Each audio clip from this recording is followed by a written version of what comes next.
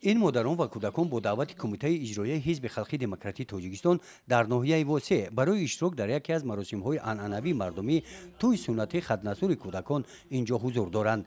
در دایره دستور و هدایت‌های پرزیدنت جمهوری تاجیکستان رئیس حزب خلقی دموکراتیک تاجیکستان محترم امامعلی رحمان عاید دستگیری قشر نیازمند جامعه با شکرگزاری از تنظیم و آسایشتگی و حیات خرمانه مردم کشور بخشیده به روز جهانی محافظت حقوق کودکان تحت عنوان 40 روز حیات کودکان این چاره‌بینی معرفتی فرهنگی به راه مانده شد. با دستگیری کمیته اجرایی حزب خلقی دموکراتیک تاجیکستان در این ناحیه مراسم دستجمعانه توی ختنسوری 17 نفر کودکان از عائله‌های نیازمند انا همین طور در محیط ایدانه با اشتراک والدان و نزدیکان صرفه‌کارانه دایر گردیده به منفعت بودجه عائله‌ها راه اندازی گردید.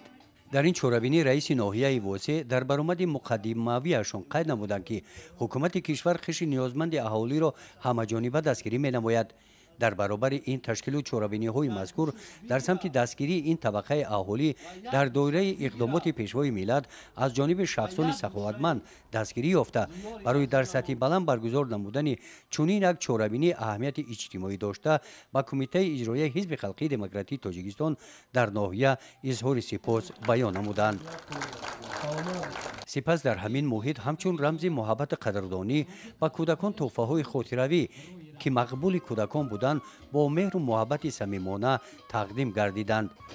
همچنین در این چاره‌بینی با یک چند نفر عائله‌های نیازمند کمک‌های یک وقته غذایی رسانیده شدند.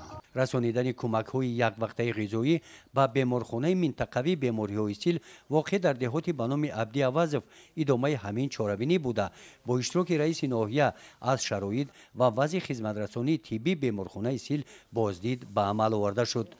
رئیس ناحیه واسع همراه با فعالان حزب و طبیبان داخل حجره‌های طبابتخانه گردیده در صحبت با بیماران از وضع سلامتی و رفت معالجه پرسان شدند. گزارش خواجه نظریف خدای نظر زهروف از ناحیه واسع برای برنامه اطلاعاتی نوید.